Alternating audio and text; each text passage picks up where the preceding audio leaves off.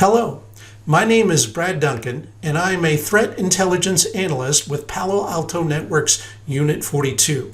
And this is the fifth video of the Palo Alto Networks Unit 42 Wireshark workshop. As a reminder, training material for these videos are available at github.com/pan-unit42/wireshark-workshop. The items are all password protected zip archives, and the password is Unit 42, all lowercase, all one word.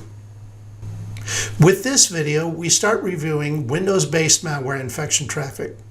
This is actual malware traffic, and because of that, I highly recommend you do not use a Windows computer when reviewing the PCAPs for this workshop. If at all possible, I recommend using a non-Windows environment like a MacBook or something like the Ubuntu Linux desktop environment that I set up and used during our first 4 workshop videos. But for now, let's look at the overview of this video, our 5th video for the Wireshark workshop. First, I talk about mass distribution commodity malware. Then we look at Windows malware that generates unencrypted HTTP traffic. After that, we review an example of encrypted HTTPS traffic, this one caused by Dridex malware. And finally, we review a PCAP of malicious TCP traffic, this one caused by malware based on the Remcos RAT, a remote access tool. Before we get started, let's download the PCAPs for this video. This is the Ubuntu Linux desktop environment that I used in the previous 4 videos. Here's the GitHub page with all of the PCAPs for this workshop. I'm going to download the Part 5 PCAPs.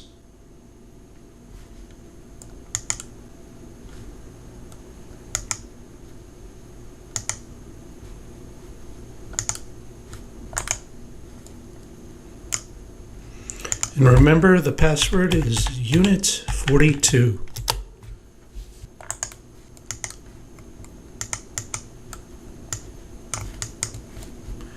And here are the PCAPs for Part 5 of this workshop video series.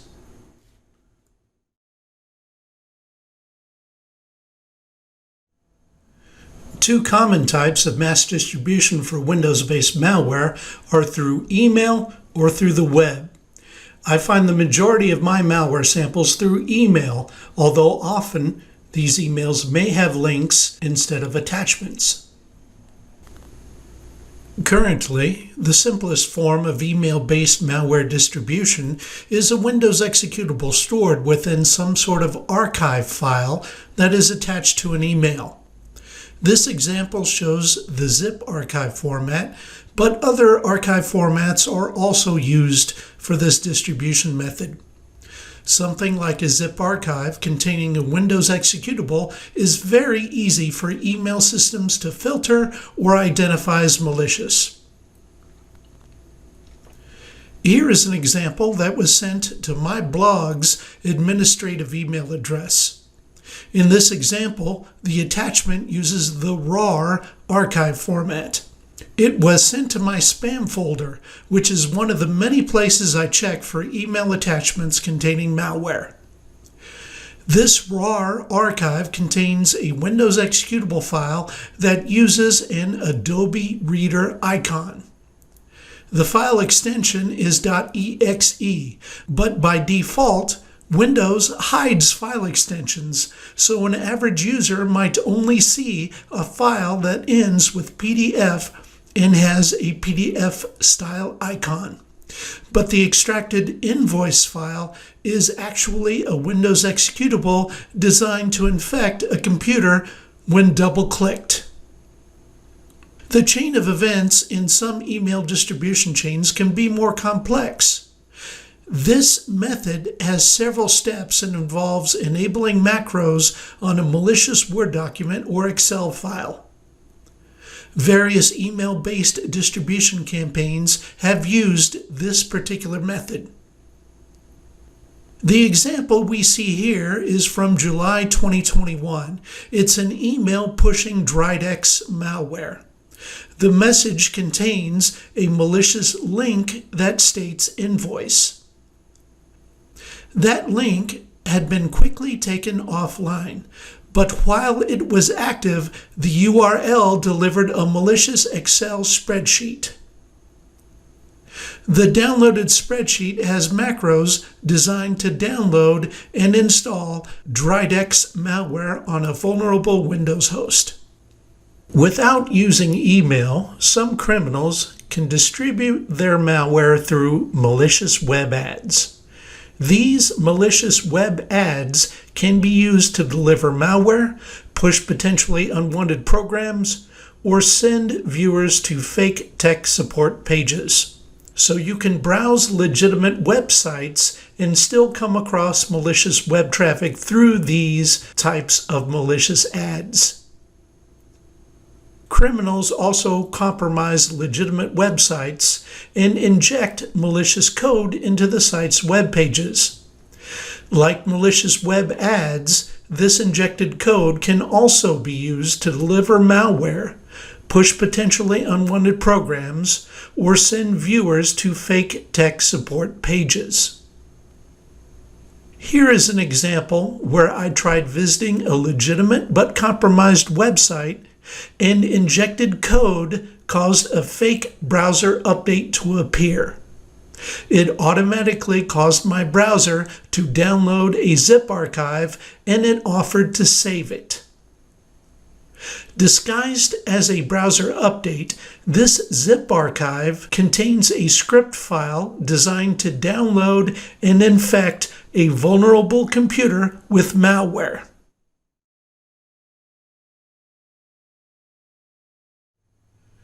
Let's now open the first PCAP for Part 5 of our Wireshark workshop. This is an example of Lokibot malware, where we only see the post-infection traffic. This malware was delivered as an email attachment as shown here, so we will not find any malware binaries in this PCAP. I'm opening our first PCAP.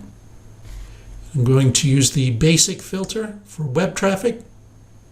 Notice all of these URLs that end with fre.php.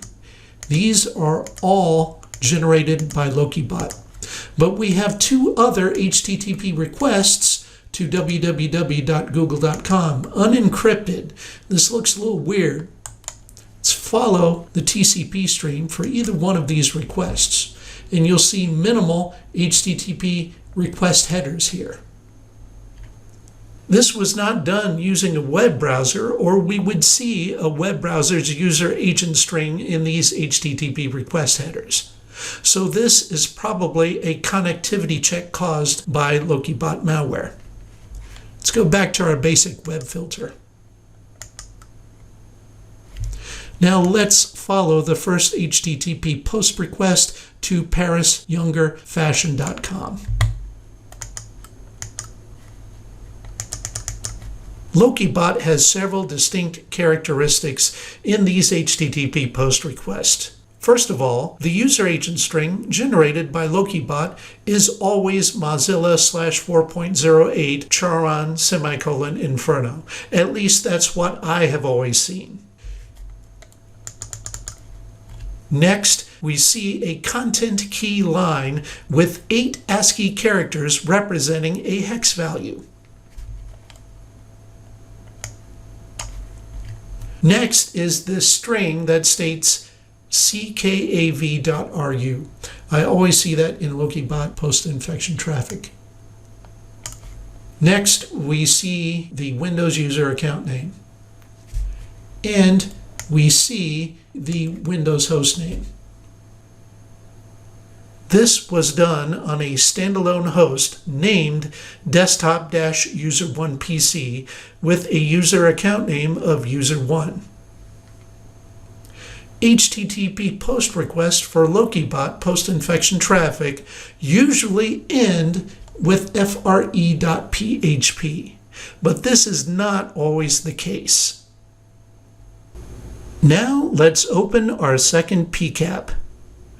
This is an example of Lokibot malware with both pre- and post-infection traffic. The malware was delivered through an email with a link to download a rich text file, otherwise known as RTF. This RTF is disguised as a Word document.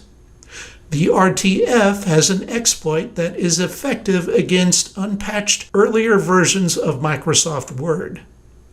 So when the RTF is opened in a vulnerable version of Microsoft Word, it generates traffic to retrieve a Lokibot malware binary. Then we see the Lokibot post-infection traffic.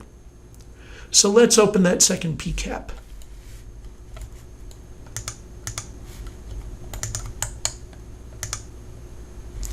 Use our basic web filter. And already we can see the second HTTP request to this domain ending in .dns.army. This request ends with the string invoice_908866.doc. Follow that TCP stream. And what we have, although it may not be immediately apparent, is a rich text file. Go back to our basic web filter. Follow this HTTP request that ends in regasm.exe. Here we see several indicators that this is a Windows executable file or a Windows Dynamic Link Library, a DLL. The first 2 bytes of this binary show up as the ASCII characters MZ. We also see this program cannot be run in DOS mode. Go back to our basic filter, and let's follow the TCP stream for the first HTTP post request that ends with fre.php. We see the same user agent string that we saw in our previous PCAP. We see the same type of content key entry that we saw in our previous PCAP. We see the same string that says ckav.ru.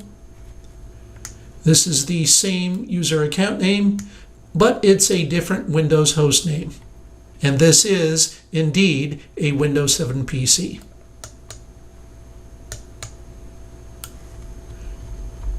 So we have several HTTP post requests. They are repeating approximately once every minute.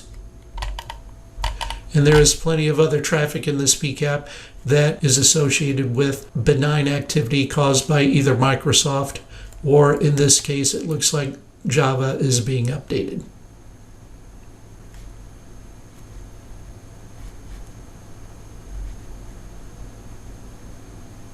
We can export the RTF and we can export the Windows executable file through exporting HTTP objects. So here is the RTF disguised as a Word document. I'm going to save that.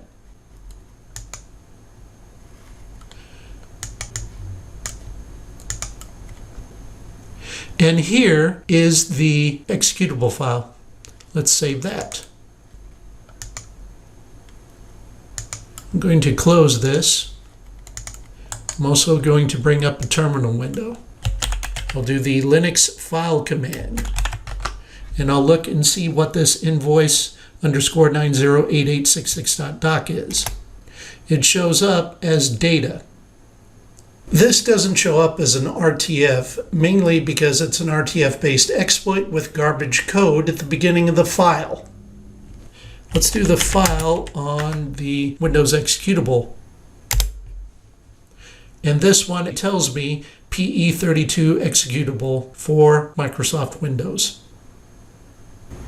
Our third PCAP consists of unencrypted HTTP post-infection traffic caused by a different family of malware.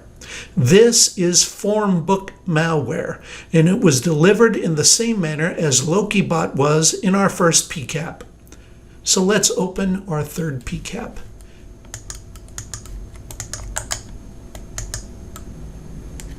I will use the basic web filter. Scroll down a little bit so we can see more of this unencrypted HTTP traffic. Now, this unencrypted HTTP traffic caused by Formbook follows certain patterns.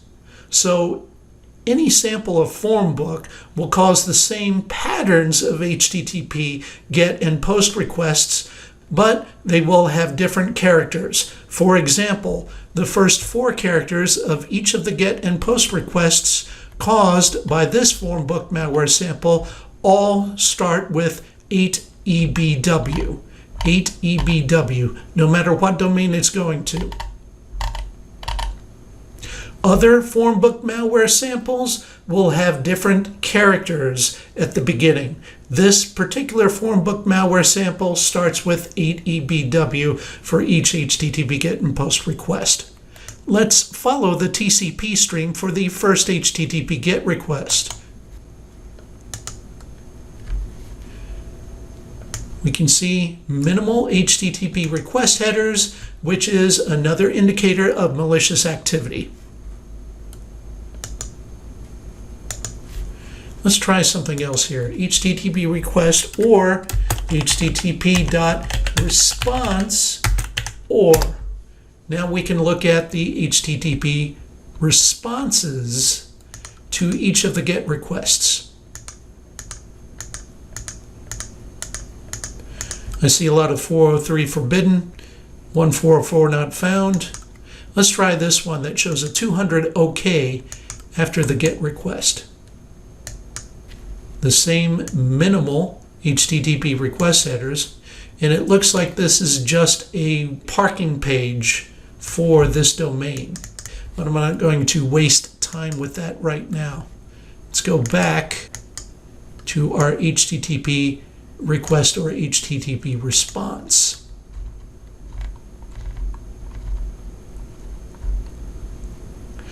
Now eventually we start seeing HTTP post requests. Let's follow one of those HTTP post requests. Here we actually see more HTTP request headers. Interesting thing it shows here, we're on a Windows 10 host, but this user agent string is actually used by Internet Explorer 11. I can guarantee you that when I generated this traffic, I did not open or use Internet Explorer 11. What's also interesting here is the data that is being posted is some sort of encoded or otherwise encrypted ASCII text string.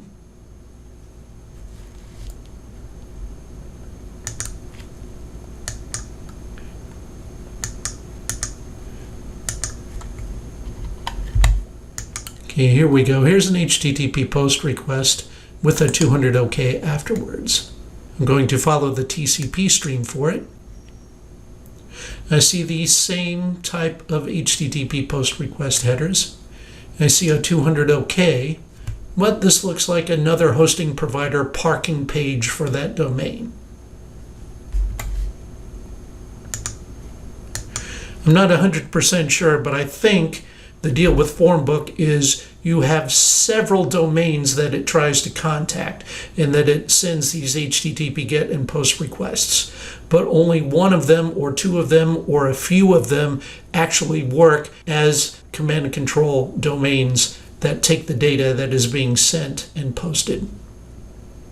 If we use our basic plus DNS filter and we scroll around a little bit, we could actually find indicators of some domains that were contacted by Formbook malware, but they did not resolve.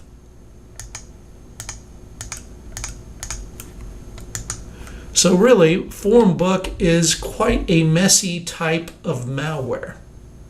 Lots of HTTP GET and POST requests. It's very noisy, very apparent in the unencrypted HTTP traffic. The HTTP GET and POST requests are shown here, so it's easier if you're following along with the PDF of the slideshow for this video. It's important to understand that unencrypted HTTP traffic generated by malware is often very easy to find in a PCAP. However, more and more malware is moving to HTTPS, and that's encrypted. And we have an example of malware-generated HTTPS traffic for our next PCAP.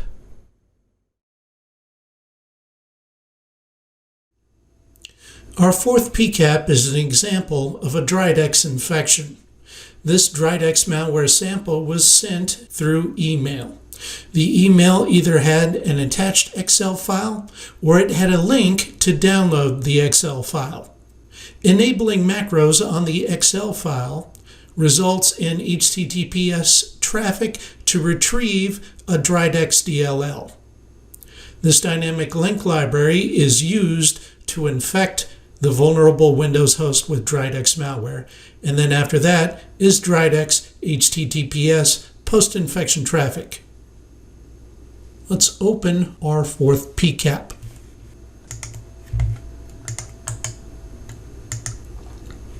Use our basic web filter. So if we scroll down, we see a lot of Microsoft system traffic. This may look a little unusual, but it's also legitimate system traffic for metadata exchange between a Windows client and a domain controller.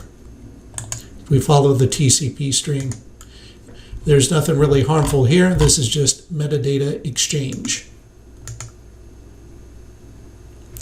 However, we do have HTTPS or some sort of TLS or SSL encrypted traffic to 210.65.244.166 over TCP port 443. This does not have an associated domain, so that is unusual. If we scroll down, we see more HTTPS or SSL or TLS encrypted traffic to 178.33.183.53 over TCP port 72443, which is not a standard port for web traffic. And then finally, we see similar traffic to 45.145.55.170 over TCP port 443. The only domain that does not fit in with the rest of this, not counting the HTTPS traffic to IP addresses without an associated domain, the only one that doesn't seem like it fits in with the rest of the system traffic is this domain right here.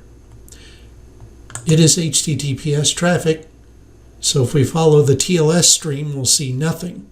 If we follow the TCP stream, we'll see encrypted traffic. Now this is using Let's Encrypt certificate, which is by itself not inherently malicious. This very well could be a legitimate website. I'm going to copy this domain name from the TCP stream. And I'm going to do a Google search. Whenever you do a Google search on a domain, put it in quotation marks, and then I'm going to type malware or malicious. And I misspelled malicious. So we have some indicators here that this could be a domain that has been blacklisted. One of my favorite sites to check for these sorts of things is URL House. urlhouse.abuse.ch. I'll go to the URL House database and I will copy this domain name in. And we can see that on March 10th of 2021, a URL using that domain was reported as Dridex. If I click for more information, this is a historical record because it is somewhat old as I record this. We can see more information, the actual URL involved, that there was an abuse complaint sent and it was taken down approximately 1 day later. But there were malicious DLLs that were downloaded and submitted to VirusTotal on March 10th and March 11th of 2021. If we look at our PCAP, this is March 10th, 2021. So we have circumstantial evidence that this HTTPS traffic could very well be this HTTPS URL that returned a DLL for Dridex. Based on this investigation, we have a probable HTTPS request for a Dridex DLL and 3 IP addresses for Dridex post-infection traffic. Dridex post-infection traffic uses IP addresses without domain names, and it will sometimes use a non-standard port for HTTPS traffic instead of TCP port 443 like we see here. Command and control servers for Dridex malware use self-signed certificates with unusual strings in the certificate issuer data. We can find this information in Wireshark by using tls.handshake.type equals 11 in our Wireshark filter.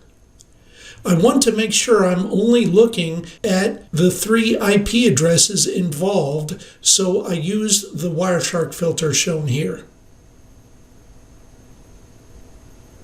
So let's do that. Close my web browser. Is this TLS handshake type? Here's the filter. I'm going to hide the host column.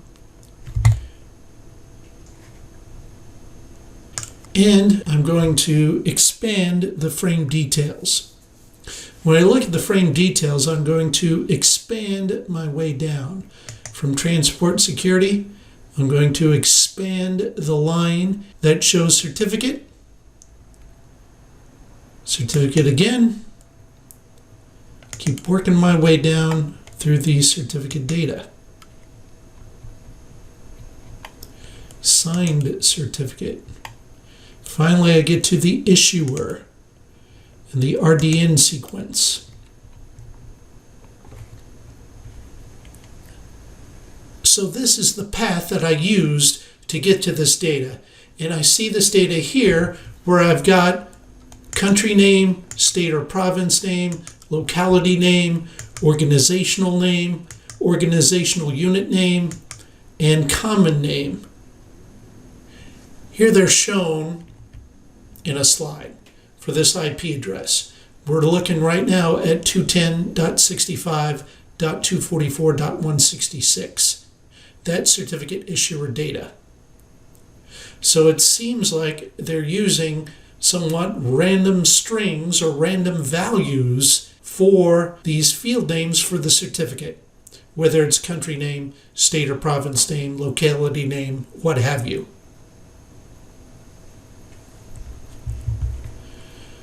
So I'm also going to look at the next IP address, 178.33.183.53. Country name is VG, state or province name. I have another unusual string. Locality name is port. Organizational name is likeness SRL. Organizational unit name. Common name. These are unusual strings that you would not see in normal certificate issuer data. Finally, I'm going to go to the last IP address, 45.145.55.170 over TCP port 443. Only have 5 fields this time instead of 6. And this is the data. Keep in mind, this certificate issuer data is unusual. Normal certificate data looks much, much different. What I can do here is I can change this and look at the certificate data for anything that is not those 3 IP addresses. I'm going to scroll down and look at some of these IP addresses that are Microsoft associated. See country name US, organizational name Microsoft Corporation, common name Microsoft Azure TLS. And we can go through these. We can see what actual certificate, normal certificate issuer data looks like.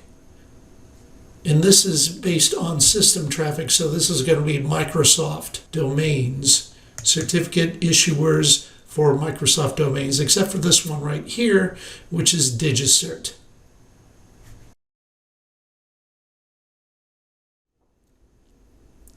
Some malware generates TCP-based post-infection traffic, but this post-infection traffic is not web traffic. It's not HTTP or HTTPS. Our fifth PCAP is one such example. This PCAP contains traffic caused by the Remcos RAT. RAT in this case stands for Remote Access Tool, which we abbreviate as RAT. This example was distributed through email with a link to download a zip archive, and this link was an HTTPS URL. The zip archive contained a Windows executable file, and the executable file caused the post-infection traffic for Remcos RAT seen in this PCAP. So let's open our fifth PCAP. First, I'll close our fourth PCAP. I'll open our fifth PCAP. I'll use our basic filter, and I'm going to show the host name. And if we look at this information, we see a bunch of HTTPS traffic. All of these are Microsoft or Windows associated domains, except for cdn.discordapp.com. Now, if I remember correctly, the HTTPS URL from the email message went to cdn.discord.app.com, the HTTPS link that distributed the malware. However, based on this PCAP alone, we cannot confirm that this traffic was actually from a malicious URL that used cdn.discordapp.com. We can use our basic or basic plus DNS Wireshark filter to find the Remcos RAT traffic. So let me use our basic plus filter. And I can see 3 SYN segments that indicate the start of TCP streams to a destination port of 2555, to an IP address of 79.134.225.19.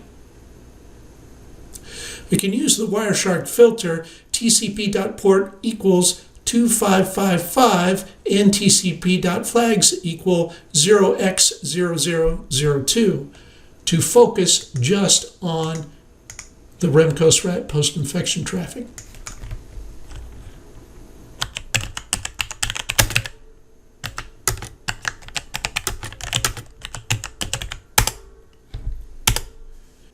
Let me hide that host column. And we have 3 TCP streams, or the TCP SYN segments that start these 3 TCP streams. I'm going to follow the TCP stream for the first segment in our column display.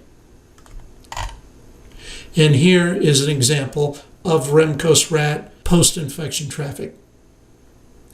We can see both a host name, in this case desktop-user1 PC.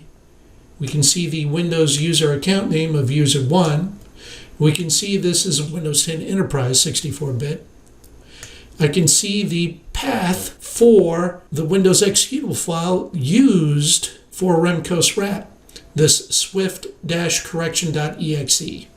I can see the CPU brand and type of this infected Windows host. If I scroll down to the bottom of this TCP stream, I can see that there was a Word document, password-list.docx, open through Microsoft Word. Let me close this. We'll go back to that filter, and we'll look at the second TCP stream, the second frame that's in our column display. Follow the TCP stream. What I see here is data that looks like it's some sort of image, possibly a JPEG or a PNG or something similar.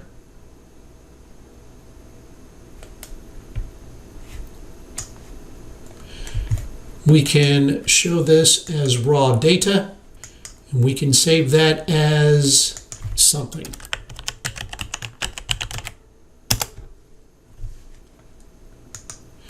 Going to go back to our filter that we were on.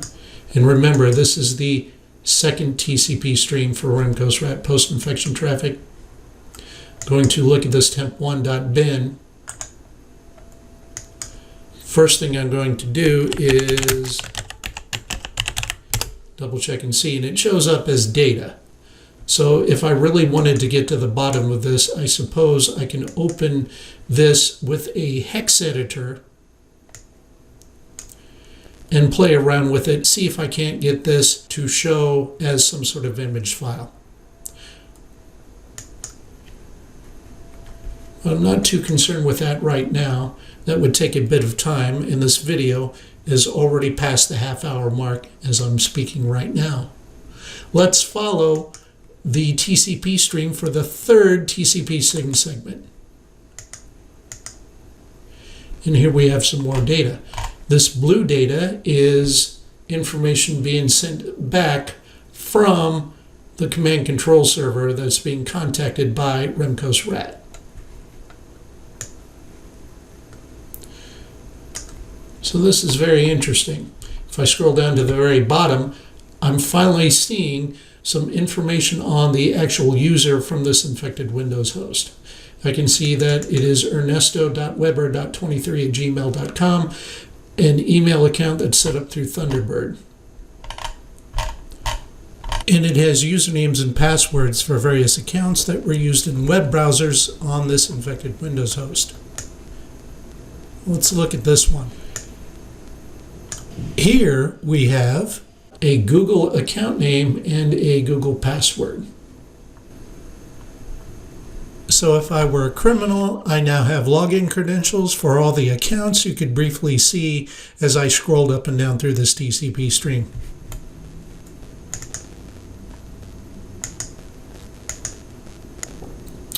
Now, if I go through the basic plus DNS filter, sometimes there are associated DNS queries that resolve to the IP address used by the Remcos RAT command control server.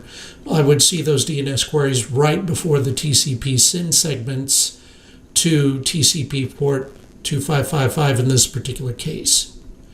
And I do not see that when I use my basic plus DNS filter here. I do not see any DNS queries. So this is going directly to an IP address.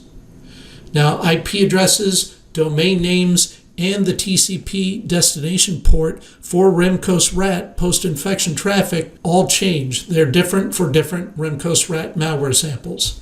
The TCP destination port is not always 2555. It could be any TCP port for the destination port for Remcos RAT post-infection traffic. With that, we have now completed the 5th video of the Palo Alto Networks Unit 42 Wireshark workshop. We discussed mass distribution methods for commodity malware, and we reviewed 5 PCAPs that covered various examples of Windows-based malware infection traffic. This 5th Wireshark workshop video provides a very basic and very brief introduction to using Wireshark to analyze Windows-based malware infection traffic. I hope you continue to use the resources available to you to build these basic analytical skills. And hopefully you can find other examples of malware infection traffic to review from other types of malware. If the opportunity arises, we will create more Wireshark workshop videos. But until then, thank you. Thank you for watching.